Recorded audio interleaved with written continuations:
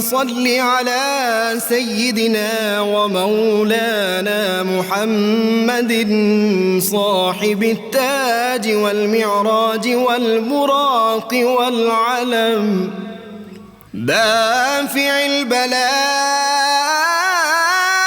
والوباء والقحط والمرض والألم اسمه مكتوب مرفوع مشفوع منقوش في اللوح والقلم سيد العرب والعجم جسمه مقدس معطر مطهر منور في البيت والحرم شمس الضحى بدر الدجى صدر العلا نور الهدى كهف الورى مصباح الظلم جميل الشيم شفيع الأمم صاحب الجود والكرم والله عاصمه وجبريل خادمه والبراق مركبه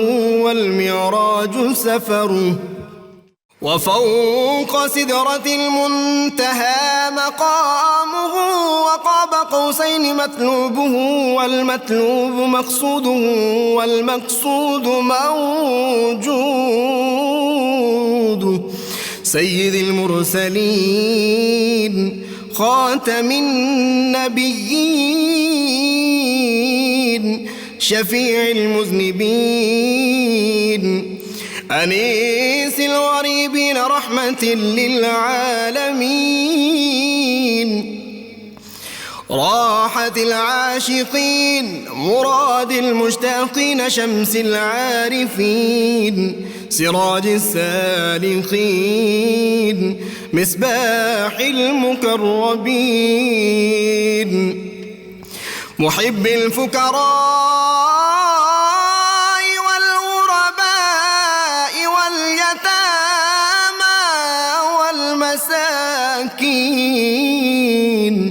سيد الثقلين نبي الحرمين إمام القبلتين وسيلتنا في الدارين صاحب قاب قوسين محبوب رب المشرقين ورب المغربين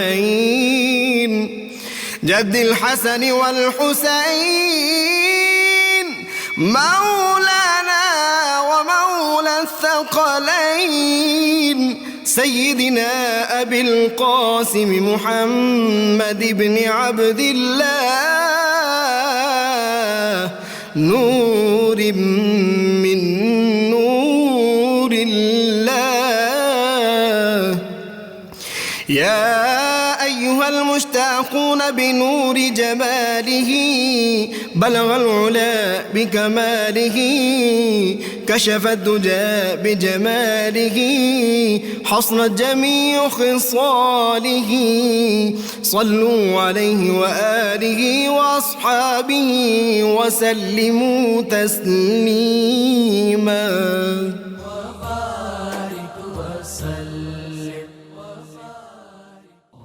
بسم اللہ الرحمن الرحیم۔ السلام علیکم ناظرین، پروگرام صبح نور کے ساتھ آپ کا میزبان نذیر احمد غازی حاضر ہے۔ ناظرین کرام، حضرت ابو انیس محمد برکت علی صاحب رحمہ اللہ کی مشہور تالیف اسماء النبی الکریم صلی اللہ علیہ وآلہ وسلم سے ایک اسم مبارک پڑھنے کی سعادت حاصل کر رہا ہوں۔ سیدنا صاحب المعجزات صلی اللہ علیہ وآلہ وسلم، ہمارے سردار معجزات والے، درود و سلام بھیجے اللہ آپ صلی اللہ علیہ وسلم، آپ کی آل پاک اور آپ کے صحابہ کرام پر۔ حضرت اسماء بنت عمیس رضی اللہ تعالی عنہا سے مروی ہے کہ حضور نبی کریم صلی اللہ علیہ وآلہ وسلم اپنا سر اقدس سیدنا علی المرتضیٰ شیر خدا کرم اللہ وجہ الکریم کی گود میں رکھ کر آرام فرماتے، جس وجہ سے حضرت علی کرم اللہ وجہ الکریم کی نماز عصر قضا ہو گئی یہاں تک کہ سورج غروب ہو گیا۔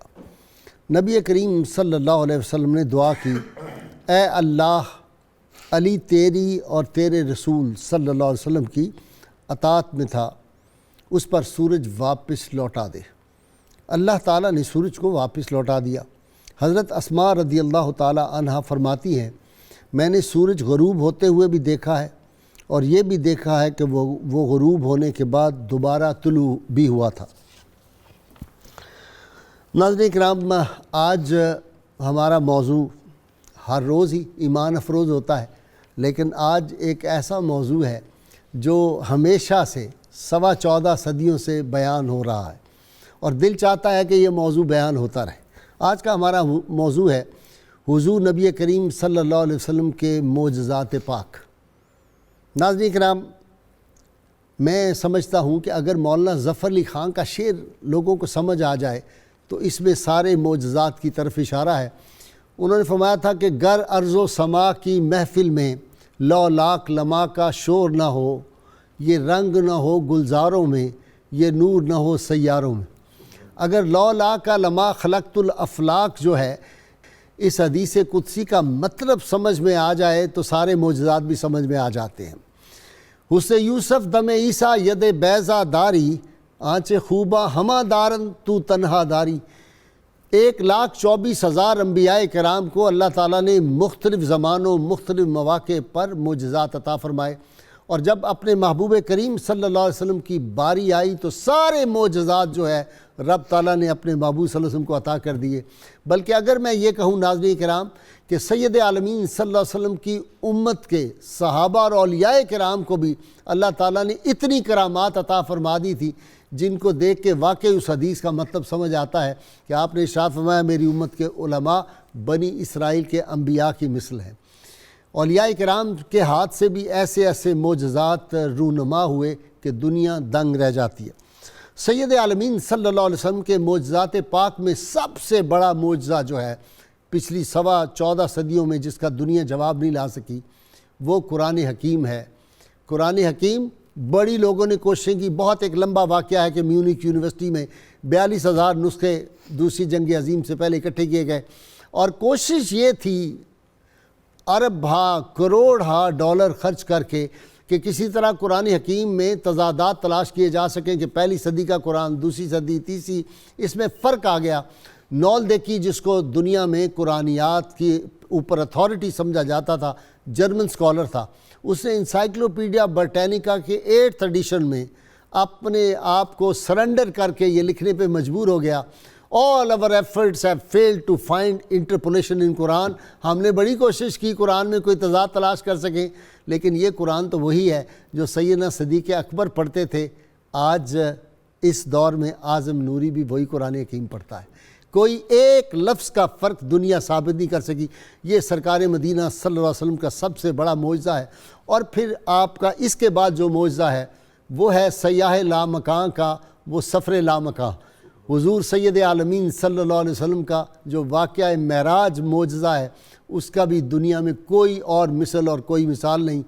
مجھے یاد آتا ہے کہ احسان دانش کا بڑا خوبصورت شعر ہے، زمانہ ہو گیا گزرا تھا کوئی بزم انجم سے، غبار راہ روشن ہے بشکل کہکشاں اب بھی۔ اور پھر اعظم چشتی صاحب نے اس پہ جو خوبصورت بات کہی، کمال کر دیا۔ انہوں نے کہا یا رسول اللہ صلی اللہ علیہ وسلم، تیرے لیے ہر شب ہے مثال شب اسرا، تیرے لیے 2-4 قدم عرش بری ہے۔ سید عالمین صلی اللہ علیہ وسلم کے معجزات پاک، میں پچھلے دنوں سوچ رہا تھا، آج کل ربیع الاول کے ایام میں کہیں نہ کہیں جانا ہوتا ہے، تو ناظرین کرام میں سوچ رہا تھا کہ یہ چاند سے ہم کیوں پیار کرتے ہیں؟ سارے شعراء چاند کی مثالیں دیتے ہیں۔ مجھے تو اس لیے لگا کہ ہم اس لیے شعوری یا غیر شعوری طور پر پیار کرتے ہیں کہ چاند حضور صلی اللہ علیہ وسلم جدھر انگلی مبارک کرتے تھے ادھر ہی چاند چلا جاتا تھا۔ آپ صلی اللہ علیہ وسلم نے انگلی اٹھائی تو چاند نے اپنا سینہ چیر لیا تھا۔ سید عالمین صلی اللہ علیہ وسلم نے سورج کی طرف انگلی اٹھائی، سورج واپس بھی لوٹا اور ٹھہر بھی گیا۔ یہ میرے اسکالرز کی تفصیلات آپ کو بیان کریں گے، میں صرف اشارے کر رہا ہوں۔ سید عالمین صلی اللہ علیہ وسلم کو اللہ تعالیٰ نے جناب موسیٰ علیہ السلام کے بارے میں لوگ کہتے ہیں کہ ان کو اللہ نے ید بیضا عطا کیا تھا، وہ یوں اپنا ہاتھ مبارک رکھتے تھے، باہر نکالتے چاندی کا بنتا تھا۔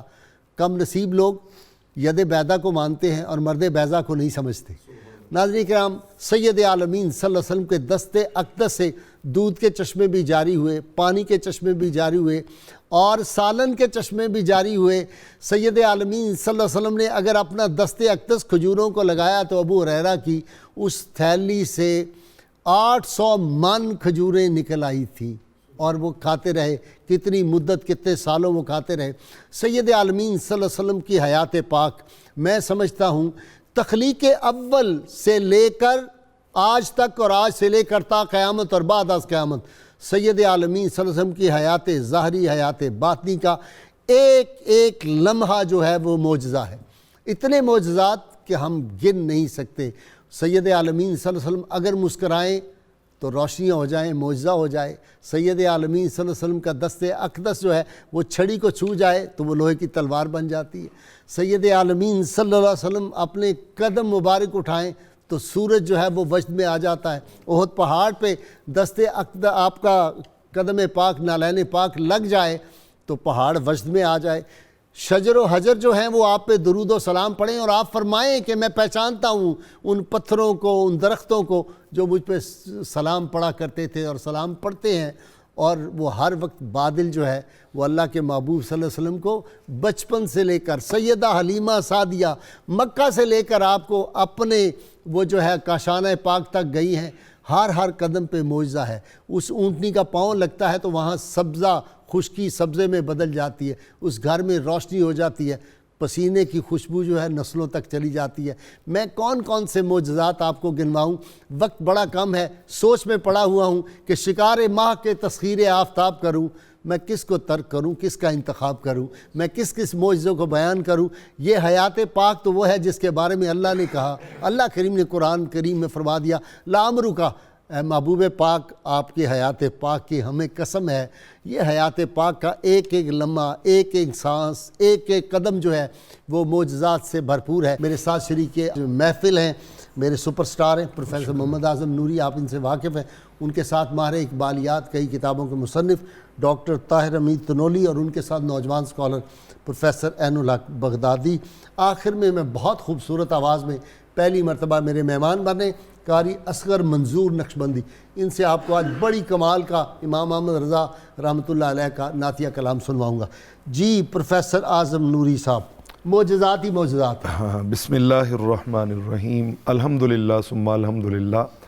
غیر صاحب، مجھے آپ نے مولانا ظفر علی خان علیہ رحمہ کا جو شعر پڑھا تو مجھے علامہ اقبال علیہ رحمہ، یہ یقیناً تنولی صاحب کا تصرف بھی ہے کہ ان کے پہلو میں بیٹھنے کی سعادت مل رہی ہے. یہ تو بلا دیتا ہے اقبال پہ اجارہ داری ہے تنولی. ان کے بارے میں جیسا گمان کریں ویسی تصرف بھی فرما دیتے ہیں. مجھے بھلاتے نہیں، مجھے یاد کرواتے ہیں الحمدللہ. بسم اللہ. وہ جو صاحب لولاک والی بات ہے، آقا علیہ الصلوۃ والسلام کے نالین کے توسل سے یہ فیض امت کو بھی ملا ہے. سبحان اللہ. وہ جو علامہ نے کہا نا کہ عالم ہے فقط مومن جاں باز کی میراث، عالم ہے فقط مومن جاں باز کی میراث، مومن نہیں جو صاحب لولاک نہیں ہے. واہ واہ کہ مومن جو ہے آقا علیہ الصلوۃ والسلام کا ہر امتی صاحب لولاک کا فیض پا سکتا ہے، بشرطے کہ وہ اصل صاحب لولاک کے قدموں سے جڑ جائے. غیر مشروط محبت، غیر مشروط محبت اور لامحدود وفاداری کر لے. پھر خدا بندے سے خود پوچھے بتا تیری رضا کیا ہے. میں آغاز کرنا چاہوں گا معجزہ کی ڈیفینیشن سے.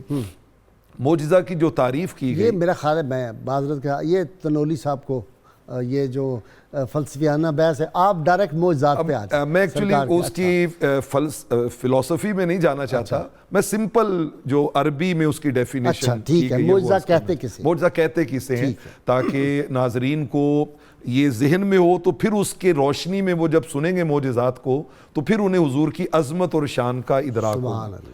عربی زبان میں معجزہ کی ڈیفینیشن یہ کی گئی کہ ہی امر خارق للعادہ.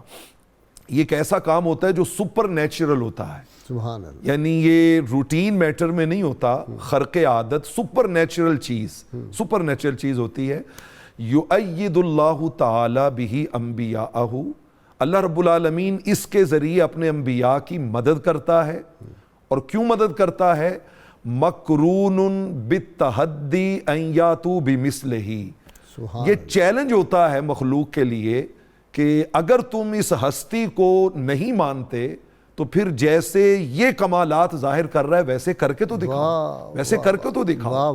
تو میں یہ ڈیفینیشن میں نے اس لیے رکھی تاکہ یہ بات ذہن نشین ہو جائے کہ انبیاء کی صف میں جو سب سے نبی نیچے درجے میں ہے یہ اس کی شان ہے، اور جو سید الانبیاء ہیں ان کے معجزات اور کمالات تو اتنے زیادہ ہیں کہ قرآن مجید فرقان حمید نے جو ان کو نام دیا نا وہ رکھا یا ایھا الناس، مومنین کو نہیں کہا بلکہ پوری نسل انسانی کو کہا کہ قیامت تک آنے والوں انسانوں، قد جاءکم برہان من ربکم، جو میرے محبوب پاک علیہ الصلوۃ والسلام ہیں یہ برہان ہے، برہان یعنی اللہ کی وہ کامل دلیل ہے جو سر سے لے کے پاؤں تک معجزہ ہی معجزہ ہے۔ تنولی صاحب سے ذرا دو ہاتھ میں کرو جی۔ تنولی صاحب معجزہ کہتے کسے ہیں، اور ماڈرن ذہن جو ہے وہ بھٹک جاتا ہے بعض اوقات ان معاملات پہ، تو وہ ذرا سمجھا دیں۔ جی بسم اللہ الرحمن الرحیم۔ غازی صاحب بہت شکریہ، بڑا اچھے انداز سے اس کا تعارف کروا دیا قبلہ نوری صاحب نے۔ عرض یہ ہے کہ انبیاء کرام کو جب معجزہ عطا کیا جاتا ہے تو وہ دلیل کس طرح بنتا ہے انسانیت کے لیے۔ ٹھیک ہے، ایک بڑی بنیادی بات یہ ہے کہ اس پوری کائنات کا نظام اسباب پہ قائم ہے، ٹھیک، عالم اسباب ہے، عالم اسباب ہے، کاز اور ایفیکٹ پہ قائم ہے، ٹھیک بغیر کسی سبب کے کوئی نتیجہ نہیں نکلتا، ٹھیک ہر سبب کا ایک نتیجہ ہے، ٹھیک اور وہ نتیجہ اگلے نتیجے کا سبب ہے۔ ٹھیک ہے، اب ہم یہاں بیٹھے ہیں، بجلی آ رہی ہے یہ سبب ہے تو بلب جل رہے ہیں یہ نتیجہ ہے، بلب جل رہے ہیں سبب ہے تو روشنی پھیل رہی ہے یہ نتیجہ ہے، ٹھیک روشنی پھیل رہی ہے سبب ہے تو اس کے میں ہم پڑھ رہے ہیں یہ اس کا نتیجہ ہے، ٹھیک یعنی ہر سبب اگلے نتیجے کی بنیاد ہے۔ ٹھیک، تو پوری کائنات ظاہر اسی طرح اسی پہ چل رہی ہے۔ اگر یہ اسباب اور نتائج کا جو نظام کاز اور ایفیکٹ معطل ہو جائے تو دنیا کا نظام رک جائے۔ ٹھیک پانی کا کام گیلا کرنا ہے، اگر وہ یہ چیز چھوڑ دے تو دنیا کا کیا حشر ہو، ٹھیک آگ کا کام جلانا ہے وہ چھوڑ دے تو کیا حشر ہو۔ ٹھیک، سمجھ گیا۔ معجزہ اس چیز کا نام ہے کہ اسباب و علل کے قانون کو توڑ دیا جائے۔ واہ، آگ نہیں جلاتی۔ اب یہ ایک ایسی چیز ہے غازی صاحب قبلہ کہ جس پہ انسانی عقل تصرف نہیں کر سکتی۔ واہ واہ، کاز اور ایفیکٹ کو، اسباب و علل کو انسانی عقل توڑ نہیں سکتی کیونکہ کائنات کا نظام اس پہ کھڑا ہے، واہ واہ واہ، اور عقل سمجھتی ہی اس سے ہے، توڑے گی کیسے؟ دیکھیں نا، جس چیز پہ کوئی چیز کھڑا ہو اسی لیے ہے کہ عشق پہ اعمال کی بنیاد رکھ وہ آگے۔ غازی صاحب ایک چیز جس پہ کوئی کھڑا ہو، مثلا میں نے لکھنا کاغذ پہ ہے، اب کاغذ ہٹا دے میں لکھوں گا کیسے؟ کیونکہ میرا لکھنا سارا کاغذ کے اوپر ہے، ورنہ میں لکھ نہیں سکوں گا۔ ٹھیک، عقل سمجھتی ہی اسباب و علل کے ذریعے سے ہے۔ واہ جب عقل تو تصور ہی نہیں کر سکتی یہ ٹوٹے گا بھی کبھی، واہ واہ، اس کا مطلب عقل اپنی نفی کر دے، اپنے آپ کو ختم کر دے تو سمجھے گی کیسے؟ ٹھیک، انبیاء یہ کرتے ہیں، اس کو توڑ کے دکھا دیتے ہیں۔ واہ واہ واہ، عقل کہتی ہے کہ پانی جو ہے پتھر مختلف چیز ہے، معجزہ کہتا ہے نہیں، پانی کی ضرورت پڑی، فرمایا اضرب بعصاک الحجر، اے موسیٰ اپنا عصا پتھر پہ مار، فن فجرت، اب کیا ہوا؟ پتھر پانی بن گیا، آگے پانی آ گیا، اب پانی سے جان چھڑانی ہے، فرمایا اضرب بعصاک البحر، وہی آیت ہے، چیز بدل گئی، اب اپنے عصا کو پانی پہ مار تو وہ پتھر بن گیا، دریائے نیل جی بالکل خشک ہو گیا۔ اب عقل یہاں خاموش ہے۔ ہاں، اب یہ ایسی چیز ہے غازی صاحب کے بلا، میں صرف دو چیزیں عرض کروں گا جو وقت کم ہے۔ پہلی بات کیا ہے کہ اسباب و علل کا جب نظام ٹوٹتا ہے اب عقل کے پاس دو راستے رہ جاتے ہیں، سراپا تحیر یا اطاعت۔ ٹھیک، اگلی بات یہ ہے غازی صاحب، اب آپ یہ بھی کہہ سکتے ہیں جادو بھی تو یہ کر سکتا ہے، فلاں بھی، اس میں ایک فرق ہے۔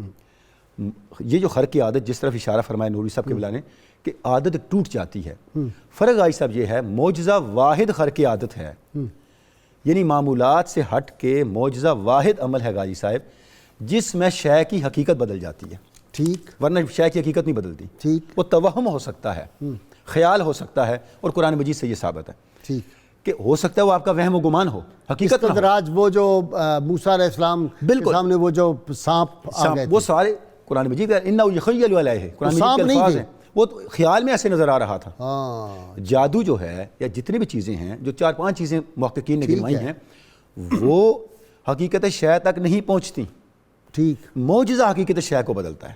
ٹھیک، جب معجزہ اس طرح کرے گا تو وہ ہو کے رہے گا۔ تو انبیاء کو جب یہ تصرف عطا کیا گیا، اب اس سے لازمی ایک نتیجہ نکلتا ہے، یہ وہی ہستی کر سکتی ہے جس نے اسباب و علل کو پیدا کیا، اس کے ماتحت نہ ہو، واہ وہ ذات حق ہے۔ واہ واہ واہ، اب جیسے اس پہ غور کرے گی عقل تو وہ اس نتیجے پہ پہنچے گی کہ یہ مجھ سے اگلی بات ہے، اب مجھے یہ ماننا ہوگا اسی لیے جادوگر جو تھے، آپ جب موسیٰ علیہ السلام کو دیکھا تو سجدے میں گر گئے. کس سائنسدان یا فلاسفر نے کہا، میرے اب ذہن میں نام نہیں آ رہا، کہ اس نے کہا کہ جو ہستی جو ہے وہ پیدا کرتی ہے کائنات کو، چیزوں کا جو خالق ہے وہ چاہے تو اس کو ادروائز بھی کر سکتا ہے، وہ ڈو کر سکتا ہے تو انڈو بھی کر سکتا ہے. ہمارے ہاں سے ہوا. امام غزالی نے سب سے پہلے یہ بات کی کہ اسباب و علل جو ہیں یہ حتمی نہیں ہے، اور ویسٹ میں ہیوم نے اس بات کو آگے کیری آن کیا. ڈیوڈ ہیوم نے، وہ کہتا ہے کہ آگ جلاتی ہے، ایسا نہیں ہوتا. تو ہم مانتے کیوں ہیں؟ کہتا ہے ہم نے دیکھا ہی ایسے ہیں. ہو سکتا ہے اس کے درمیان کچھ اور ہوتا ہو، ہم اس کے بارے میں عقل فائنل بات نہیں کر سکتے کیونکہ ہم جانتے نہیں. جی بغدادی صاحب، کیوں جناب ابو ہریرہ کیسا تھا وہ جام شیر جس سے 70 صاحبوں کا دودھ سے منہ پھر گیا، پی پی کے رج گئے. سبحان اللہ. جی غازی صاحب، بڑی پیاری گفتگو ہو رہی ہے معجزہ کے اوپر، بڑی ڈیٹیل سے انہوں نے بتا دیا کہ وہ چیز جو عقل کو بالکل عاجز کر دے، جہاں پر عقل جواب دے دے، اس کے بعد اگر کوئی امر سرزاد ہو تو اس کو معجزہ کہا جاتا ہے. اللہ رب العزت ایسے امور کے ذریعے اپنے انبیاء کی تائید فرماتا ہے، ان کی مدد و نصرت فرماتا ہے، اور ایسے امور کے ذریعے اپنے انبیاء کی جو ہیں ان امت کے اندر ان کا جو رعب اور ان کی عظمت کا سکہ جماتا ہے. جس طرح یہاں بات ہو رہی تھی نا کہ حضور علیہ الصلوۃ والسلام کی نبوت کا یہ فیض آگے ان کی امت کو بھی ملتا ہے. تو اسی طریقے سے جیسے آپ علیہ الصلوۃ والسلام نے فرمایا نا کہ نصرت بالرعب مسیرۃ شہر، کہ میری ایک خاصیت یہ ہے کہ مجھے اتنا رعب دیا گیا ہے کہ 1 مہینے کی مسافت سے میرا رعب لوگوں پہ پڑتا ہے. اور ایک دوسری روایت کے اندر آتا ہے کہ مسیرۃ سنہ، کہ 1 سال کی مسافت سے میرا رعب لوگوں پہ پڑتا ہے. تو اسی طریقے آپ علیہ الصلوۃ والسلام کی امت کے اندر بھی یہ فیض چلا آ رہا ہے. حضور علیہ الصلوۃ والسلام کی ذات کا وہ رعب اور وہ عظمت اور وہ دبدبہ اللہ رب العزت نے مخلوق کے اندر ڈال دیا کہ قیامت تک آنے والی انسانیت، سائنس، عقل، ہر چیز اگر اس پر غور کرتی رہے تو سائنس اور عقل صرف رہنمائی کر سکتی ہے، اس کی حقیقت تک نہیں جا سکتی. ٹھیک. ایک مثال چھوٹی سی کہ ایک عرابی ہیں، یہ سیدنا عمر رضی اللہ تعالیٰ عنہ سے مروی یہ حدیث ہے، روایت ہے، اور اس کو طبرانی نے بھی روایت کیا، امام بہقی نے بھی روایت کیا. آپ فرماتے ہیں کہ بنو سلیم کا ایک عرابی تھا، وہ گزر رہا تھا تو دیکھا راستے میں ایک جگہ پہ رش ہے. پوچھا یہ کون ہے؟ تو لوگوں نے بتایا کہ یہ حضور نبی کریم صلی اللہ علیہ وسلم تشریف فرما ہیں. تو وہ آ گیا اور آگے کچھ گفتگو کی، اور اس کے بعد ایک لمبی روایت ہے. تو وہ کہنے لگا، جب وہ ساری گفتگو ہوئی تو کہنے لگا کہ میں آپ کو نہیں مانتا، لیکن ایک طریقے سے مانوں گا. اس نے گو، یہ جو جانور ہوتا ہے چھوٹا سا، جی بغل میں تھا، نکالا اور سامنے پھینک دیا. کہنے لگا کہ اگر یہ گو اس بات کی گواہی دے دے کہ آپ اللہ کے رسول ہیں تو میں آپ کو مان جاؤں گا. تو کہتے ہیں کہ اس کا یہ پھینکنا تھا. آپ علیہ الصلوۃ والسلام اس سے مخاطب ہوئے اور کہا کہ گو بتاؤ تم کس کی عبادت کرتی ہو؟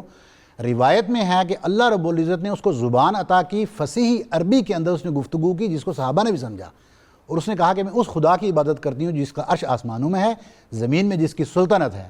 پوچھا میں کون ہوں؟ بتایا کہ آپ اللہ کے رسول، اس کے آخری نبی ہیں. گویا کہ ختم نبوت کی گواہی صرف انسان ہی نہیں، یہ بعض اوقات بے وقوفی کرتا ہے، انسان ہی نہیں، وہ حیوانات تھا، وہ مکہ سے باہر بھی لوگوں نے دیکھا. جی میں اس سلسلے میں عرض کرتا ہوں، بلکہ یہ اچھا ہوا کہ انہوں نے پوچھ لیا. صحیح بخاری میں ہے کہ جب آقا علیہ الصلوۃ والسلام نے، بلکہ صحیح بخاری میں تو لفظ آئے ہیں کہ اللہ رب العالمین نے آقا علیہ الصلوۃ والسلام کو یہ شان عطا کی کہ آپ نے یہ معجزہ ایک بار نہیں بلکہ مرتین کے لفظ آئے ہیں، 2 بار دکھایا، ایک دفعہ ان کے مطالبے پر اور دوسری مرتبہ پھر آپ نے ان کو معجزہ یہ دکھایا.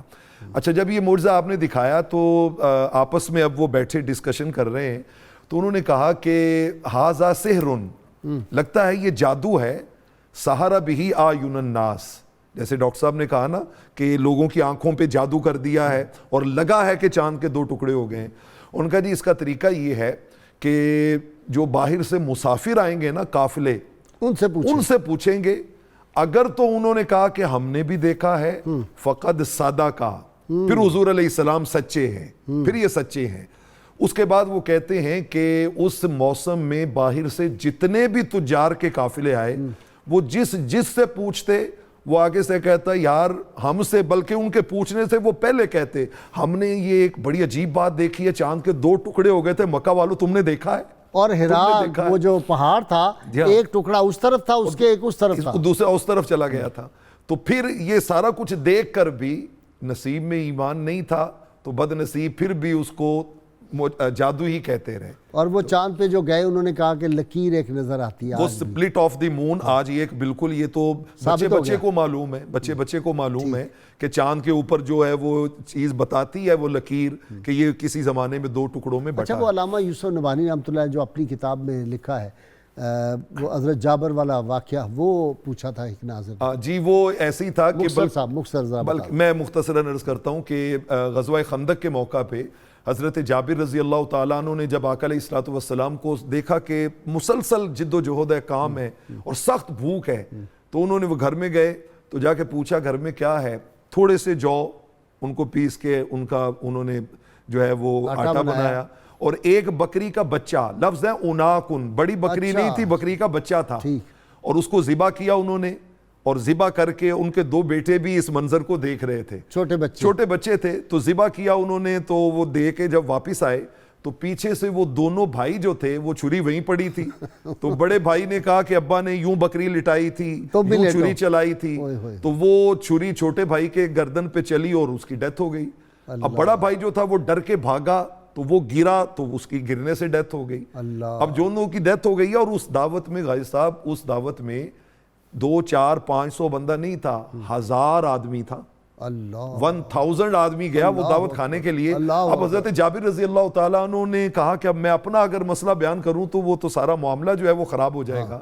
انہوں نے ایک سائٹ پہ انہیں رکھ دیا کہ آقا علیہ السلام کی دعوت کر کے جب چلے جائیں گے. یہ بھی کمال ادب تھا نا, کمال ادب تھا کہ وہ جو ماں باپ بیوی بچوں سے بڑھ کے پیار ہے اس کو عملاً پرفارم کر رہے ہیں. ایک سائٹ پہ رکھا ہوا ہے. اور جب آقا علیہ الصلوۃ والسلام دعوت کھا چکے تو آپ نے فرمایا وہ تمہارے بیٹے کہاں ہیں؟ تو کہا حضور ان کو بلا کے لاؤ. آقا نے فرمایا ان کو بلا کے لاؤ. اب انہوں نے آگے سے یہ نہیں کہا کہ وہ تو شہید ہو چکے ہیں. وہ گئے اور انہوں نے جا کے کہا تمہیں آقا بلا رہے ہیں, اور وہ دونوں بچے اٹھ کے حضور کی طرف چل پڑے. اگر درخت کو فرما دیا کہ حضور بلاتے ہیں تو درخت چل کے جھوم کے آ گیا, حدیث کی کتابوں میں ہے, تو یہ تو پھر معجزہ میرے نبی کا کہہ دیا تو ہو گیا. آپ نے ذرے کو دریا کہہ دیا تو ہو گیا. اچھا ڈاکٹر تنولی صاحب, جنگ خندق کا انہوں نے ذکر کیا, کتنے معجزات ہوئے کہ وہ مجھے مصر فتح ہو گیا, روم فتح ہو گیا, اور معجزے تو ابتدائی آپ صلی اللہ علیہ وسلم والدہ کہتی ہے میں نے شام کے محلات دیکھ لیے. جی غازی صاحب, جب آپ حیات پاک کو دیکھتے ہیں, آپ صلی اللہ علیہ وسلم کی شخصیت کو اور آپ کی سیرت پاک کو, تو ہر لمحہ معجزوں سے ہمیں بھرا ہوا ملتا ہے. ٹھیک, لیکن ان سب معجزوں سے جو بڑا معجزہ کون سا ہے, یہ تھوڑی سی ہم نے اس بات کو سمجھنا ہے. ٹھیک ہے غازی صاحب قبلہ, آپ صلی اللہ علیہ وسلم کی تشریف آوری کے بعد اس انسانیت کے لیے جو سب سے بڑا معجزہ ہے وہ آپ صلی اللہ علیہ وسلم کی ذات مبارکہ ہے. فقط لبثت فیکم عمرا. اب 2 چیزیں ایسی ہیں اگر ہم ان کو پختگی سے پکڑ لیں. جی غازی صاحب میں یہ عرض کر رہا ہوں کہ آپ صلی اللہ علیہ وسلم کی ذات پاک خود بہت بڑا معجزہ ہے, اور بقیہ سارے معجزے اس کی تائید میں ہیں. ٹھیک ہے, آپ نے خود پیش فرمایا. یہ آپ اللہ رب العزت نے اس معجزے کی تائید میں انسانیت کو بتایا کہ یہ اس کو مانے اور اس کی عظمت کو سمجھیں. وہ کیسے؟ غازی صاحب پہلی بات جس طرف آپ نے اشارہ فرما دیا, کوئی بھی بڑا مصلح اور کوئی بھی بڑا مفکر جو بات کہہ رہا ہوتا ہے اس کے بارے میں اتنا سچا نہیں ہوتا جتنے آپ صلی اللہ علیہ وسلم سچے ہیں. سبحان اللہ. یہ سچا ہونا غازی صاحب قبلہ اتنا بڑا معجزہ ہے, یہ پاسبل نہیں ہے. اصدق الصادقین ہوگا لفظ. کیوں جی؟ یہاں پہ سارے الفاظ ختم ہو جاتے ہیں. یعنی کہ آپ دیکھیں آپ کے سب سے بڑے مخالف نے بھی یہ نہیں کہا کہ آپ سچے نہیں ہیں. سبحان اللہ. آج تک آپ کی سیرت پہ کتنا کچھ لکھا گیا, آپ کے بارے میں کیا کیا, آپ کی ازدواجی زندگی کو, آپ کی دوسری لائف کو, ہر زندگی کے بارے میں کوئی نہ کوئی چیز انہوں نے ڈھونڈنے کی کوشش کی, حقائق کو ٹویسٹ کیا. یہ کسی نے نہیں کہا کہ آپ نے سچ نہیں بولا. پہلی بات. دوسری بات غازی صاحب یہ ہے, کوئی کتنا ہی بڑا مفکر کیوں نہ ہو, مصلح, اس کا اپنی فکر پہ یقین نہیں ہوتا. ٹھیک, درجہ کمال تک پہنچا ہوا. ٹھیک, آپ صلی اللہ علیہ وسلم جو دعوت لے کے آئے اس پہ یقین کا کتنا بڑا عالم ہے. ایک چھوٹی سی بات آپ دیکھیں, بڑا معروف واقعہ ہے غازی صاحب, جب میں اس واقعے کو پڑھتا ہوں رونگٹے کھڑے ہو جاتے ہیں. آپ سفر میں ہیں, دوپہر کا وقت ہے, گرمی ہے, آرام سب صحابہ چاہتے ہیں. سب صحابی درختوں کے نیچے لیٹ جاتے ہیں. ایک درخت کے نیچے آپ بھی تلوار لٹکا کے لیٹ جاتے ہیں. ایک کافر ادھر سے گزرتا ہے, ایک شخص تلوار آپ کی پکڑ لیتا ہے, اور آپ جب بیدار ہوتے ہیں تلوار لیے کھڑا ہے, کہتا ہے اب محمد تمہیں میرے ہاتھ سے کون بچائے گا. آپ کا جو جواب ہے غازی صاحب, میں کہتا ہوں اس جواب کو سننے کے بعد اگر کوئی ختم نبوت پہ نہیں کھڑا تو اس سے بڑا بدبخت کوئی نہیں. فدا کا بھی و امی یا رسول آپ فرماتے ہیں اللہ اللہ ایسے کہا تھا. کتنا یقین ہے. اب غازی صاحب اس جملے کو دیکھیں جب آپ نے کوئی صفحہ پہ فرمایا تھا قولوا لا الہ الا اللہ وتفلحوا، اللہ کو مان لو کامیاب ہو جاؤ گے. کیا وہ یقین ہے؟ جیسے ہی آپ نے یہ لفظ فرمایا اس پہ لرزہ طاری ہو گیا، تلوار گر گئی اور آپ نے تلوار اٹھا لی، فرمایا اب تمہیں کون بچائے گا. غازی صاحب یہ جو واقعہ بتاتا ہے، ایک طرف ذات رسالت مآب ہے، سامنے کافر نہیں کھڑا، پوری انسانیت کھڑی ہے جو رسول اللہ کو نہیں مانتی، یقین محکم ہے یہ، جس کا اتنے حوصلہ ہی نہیں ہے کچھ کہہ کے تو دیکھے. اب وہ کہتا کیا کہے، کہنے لگا آپ کریم ہیں، مجھے آپ سے اس نے سلوکی کی توقع ہے. غازی صاحب یہ جو یقین ہے، اس یقین کو سمجھنے کی ضرورت ہے. ٹھیک. جب ہم اس لیے قرآن مجید نے کہا کہ تم کافر نہیں ہو سکتے جب تک تمہارے درمیان دو چیزیں موجود ہیں، میرے رسول اور قرآن مجید. غازی صاحب دو معجزے آپ صلی اللہ علیہ وسلم کے مسلسل ہیں، ایک آپ کی ذات پاک اور ایک قرآن مجید. اور پھر آخری خطبہ حجۃ الوداع میں فرما دیا دو چیزیں تھام کے رکھنا، تھام کے رکھنا، ایک اللہ کی کتاب اور ایک میرے اہل بیت. اہل بیت آپ صلی اللہ علیہ اہل وسلم بیت سے مراد رسول اللہ صلی اللہ علیہ وسلم سے وہ نسبت عشقی. جی اچھا، آپ کو پتہ ہے ولی میور نے جو لکھا تھا لیٹر وہاں پہ، اس نے لکھا تھا کہ ہمارے راستے کے سب سے بڑی جو مشکل ہے وہ محمد صلی اللہ علیہ وسلم کی تلوار ہے، محمد صلی اللہ علیہ وسلم کا قرآن ہے، اور ان کی امت کی ان سے وہ نسبت عشقی جو ہے، یہ تین چیزیں ہماری بڑی خطرناک ہیں. اب اور اس کو کوئی ختم نہیں کر بھی جو سکتا. ہے. اب نسبت عشقی اب دیکھیں دو چیزیں چلی ہیں نا، آپ صلی اللہ علیہ وسلم کی ذات پاک، قرآن مجید جس کو کہتا ہے، قرآن سے نسبت عشقی نہیں پیدا ہو سکتی، یہ حضور سے ہی ہوگی. جی واہ جی واہ، سبحان اللہ. ماشاءاللہ.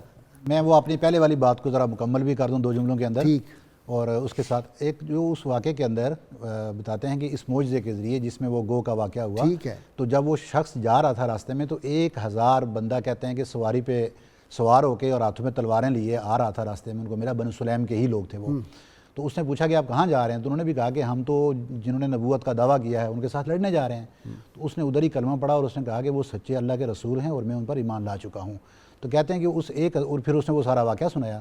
تو اس معجزے کی وجہ سے اس 1000 شخص نے ایک ہی وقت میں اسلام قبول کیا. تو سیدنا عمر بن خطاب رضی اللہ تعالیٰ بیان کرتے ہیں کہ اس وقت تک عرب میں اکٹھے اسلام قبول کرنے کا یہ پہلا واقعہ تھا.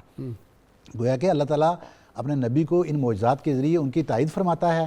اور پھر یہ قدرت ہوتی ہے کہ اللہ رب العزت نبی کو وہ قدرت عطا کرتا ہے کہ جہاں پر عقل انسان کی بالکل عاجز آتی ہے، پھر وہ ایمان لاتا ہے، اور وہ جو یقین اور عشق کا جذبہ تب پیدا ہوتا ہے. ورنہ تو وہ یہی سمجھ رہے ہوتے ہیں یہ بھی ہماری طرح کے بشر ہیں.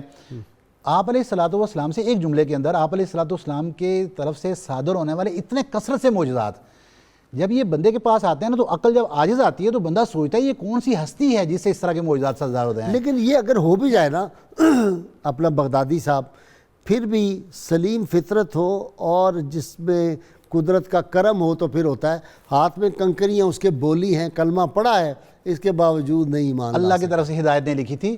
تو میں ایک جملہ غازی صاحب یہاں پہ یہ کہوں گا کہ جو ہم یہ آج میلاد کا مہینہ بھی ہے، میلاد پاک منانے کا ایک مقصد یہ بھی ہے کہ وہ ہستی جس سے اس طرح کے امور سرزد ہوتے رہے اور ایک انسان کے ذہن میں ان کا ایک امیج بننا شروع ہوتا ہے، تو توحید سے آپ علیہ الصلوۃ والسلام کی ذات میں ڈیفرنس کرنے کے لیے بھی یہ ایک کام ہے ہمارا کہ ہم میلاد مناتے ہیں، تاکہ وہ ہستی کہ وہ جس طرح داتا صاحب نے فرمایا نا کہ بعد از خدا بزرگ تو ہی قصہ مختصر، تو یہ ہم یہ ڈیفرنس دیتے ہیں، ہم یہ فرق قائم کرتے ہیں یہاں سے کہ وہ ذات جس کے ہاتھ سے اتنے معجزات سرزد ہوئے کہ فطرت، قوانین فطرت کے اگینسٹ جو بھی معاملہ، سورج روز غروب ہوتا ہے لیکن آپ اس کو لٹا کے جب لے آتے ہیں، درخت ایک جگہ قائم رہتا ہے، آپ اشارہ فرماتے ہیں درخت چل کے آپ کے پاس آ جاتا ہے، سورج چاند ہر روز طلوع ہوتا ہے لیکن اس کو دو ٹکڑے کرنے والے آپ. جی نوری صاحب وہ سوال انتظار میں ہیں. 12 ربیع الاول. جی غازی صاحب، میں یہاں پہ قرآن مجید کی ایک آیہ مقدسہ پیش کرنا چاہوں گا. اللہ رب العالمین نے 2 مقامات پہ، ایک جگہ حضرت یحییٰ علیہ السلام کے حوالے سے اور دوسرے مقام پہ حضرت عیسیٰ علیہ السلام کے حوالے سے 3 دنوں کو امپورٹنس دی ہے. ارشاد.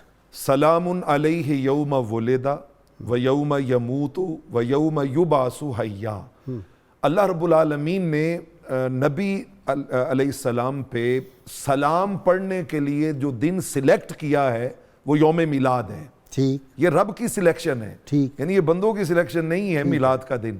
اس دن کا جس دن یحییٰ کا میلاد ہوا میں اس پہ سلام پڑھتا ہوں، جس دن ان کا وصال ہوا اس دن سلام پڑھتا ہوں، جس دن وہ قیامت والے دن دوبارہ اٹھائے جائیں گے قبر سے میں ان پر اس دن سلام پڑھتا ہوں.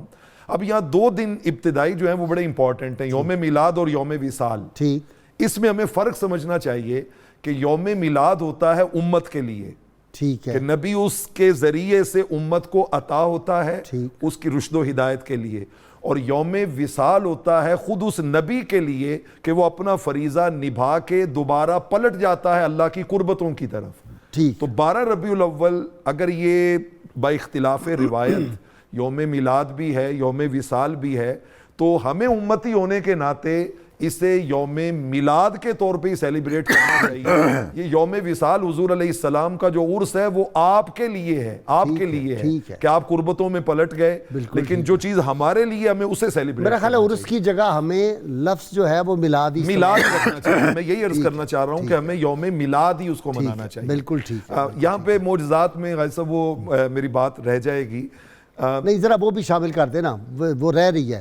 انہوں نے گو کی بات کی، اونٹ کی بات بھی کریں، ہرنی کی بات بھی کریں، چڑیا کی بات کریں، فاختہ کی بات کریں، یعنی پرندے بھی آپ صلی اللہ علیہ وسلم سے گفتگو فرما سبحان اللہ سبحان اللہ، اور آپ ان کی زبان بھی سمجھتے ہیں. بلکہ وہ جو استن حنانہ کا صحیح بخاری میں واقعہ ہے نا، امام بخاری کے جو شیخ ہیں امام دارمی، وہ جو اس واقعہ کی ڈیٹیلز لائے ہیں نا وہ بڑی دلچسپ ہے. وہ سنائیں. آقا علیہ الصلوۃ والسلام جب وہ ممبر سے تشریف لائے، صحابہ نے مثالیں دی ہیں 3. ان کا مسجد نبوی میں جمعہ والے دن جب حضور اس سے گزر کے ممبر پہ بیٹھ گئے نا تو کبھی ہمیں یوں محسوس ہوتا ہے جیسے کوئی دودھ پیتا بچہ رو رہا ہے، انین الصبی، ایسے آوازیں آتی. کبھی کبھی ایسے لگتا کہ جیسے کوئی بیل جو ہے اس کو مارا جائے تو اس کی آوازیں نکلتی ہیں، ٹھیک ہے، اس طرح کی خوف کے ساتھ. خوف کے ساتھ. کبھی کبھی ایسی آوازیں ہیں جیسے کوئی اونٹنی جو ہے وہ اس کا بچہ کھو گیا اور وہ بولتی ہے. اس طرح مطلب میں سوچتا ہوں کہ جیسے بچے کی طرف ماں باپ توجہ نہ کر رہے ہوں تو وہ بدل کبھی اونچا کبھی نیچا کبھی ہاتھ ہلاتا ہے، توجہ چاہتا ہے. تو اس تنے نے بھی جب دیکھا کہ آقا تو مجھے چھوڑ کے ممبر پہ چلے گئے، جب یہ ہوا تو جو امام دارمی روایات لائے ہیں نا وہ یہ ہے کہ آقا علیہ الصلوۃ والسلام جب اتر کے آئے اس کو کلاوے میں لیا اور فرمایا کہ اگر اور وہ خاموش ہوا اور آپ نے فرمایا اگر میں اسے اپنی آغوش میں نہ لیتا لہن الی یوم القیامہ، تو یہ قیامت تک روتا رہتا. اس کے بعد صحابہ کہتے ہیں حضور کبھی اس کے کان قریب کرتے، کبھی پھر پیچھے ہوتے، کبھی قریب کرتے کبھی پیچھے ہوتے. تو کہتے ہیں ہم نے پوچھا حضور یہ کیا کنورسیشن چل رہی تھی، کیا کنورسیشن؟ کہتے ہیں میں نے اسے 2 آفرز دیں، کہا کہ اگر تم چاہو تو یہیں تمہیں لگا دوں، تم سرسبز ہو جاؤ اور لوگ قیامت تک تمہارا پھل کھائیں، اور اگر تم چاہو تو میں تمہیں جنت میں لگا دوں اور میرے امتی وہاں جا کے تمہارا پھل کھائیں. کہا ہے سمجھدار، اس نے کہا کہ مجھے جنت میں لگا دیں. اور آگے لفظ ہے 3 بار حضور نے فرمایا انا فاعل انا فاعل انا فاعل. آپ نے فرمایا میں نے اسے لگا دیا ہے لگا دیا ہے. کتاب الشفا سے نسخے کا وقت ہو گیا. کاروبار میں وسعت کا وظیفہ ہے یہ. روزانہ نماز فجر کے بعد اللہ تعالیٰ کے اسم مبارک یا رحمانوں کا 298 مرتبہ ورد کرنے سے کاروبار میں وسعت ہوتی ہے اور رزق میں برکت ہوتی ہے. شرط یہ اول و آخر کم از کم 11 مرتبہ کوئی بھی درود پاک جو آپ کو آتا وہ ضرور پڑھیں. سیدنا علی مرتضیٰ شیر خدا فاتح خیبر ارشاد فرماتے ہیں جب میں چاہوں کہ میں اللہ سے باتیں کروں تو نماز پڑھتا ہوں، اور جب میں یہ چاہوں کہ میرا اللہ مجھ سے باتیں کرے تو میں قرآن مجید کی تلاوت کرتا ہوں. جی قاری اصغر منظور. عرش کی عقل دنگ ہے، چرخ میں آسمان ہے، جانے مراد اب کدھر، ہائے تیرا مکان ہے، جانے مراد اب کدھر، ہائے تیرا مکان ہے. عرش کی عقل عرش پہ تازہ چھیڑ چھاڑ، فرش پہ طرفہ دھوم دھام،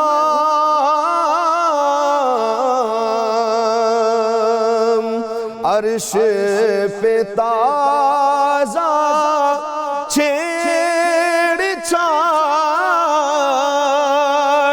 فرش پہ طرفہ دھوم دھام،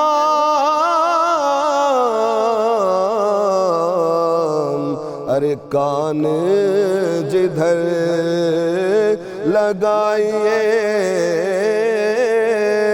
تیری ہی داستان ہے، کان جدھر لگائیے تیری ہی داستان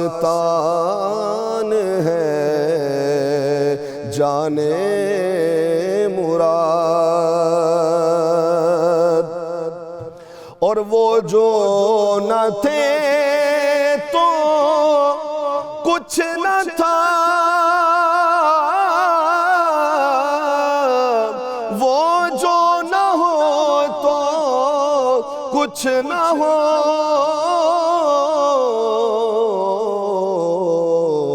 ارے جان ہے وہ جہان کی، جان ہے تو جہان ہے، جان ہے وہ جہان کی، جان ہے تو جہان ہے، جانے مراد۔ پیش نظر وہ نوبہار، سجدے کو دل ہے بے قرار،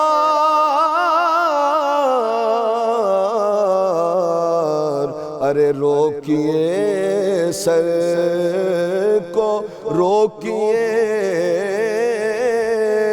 ہاں یہی امتحان ہے، روکیے سر کو روکیے، ہاں یہی امتحان ہے، جانے مراد۔ خوف نہ رکھ رضا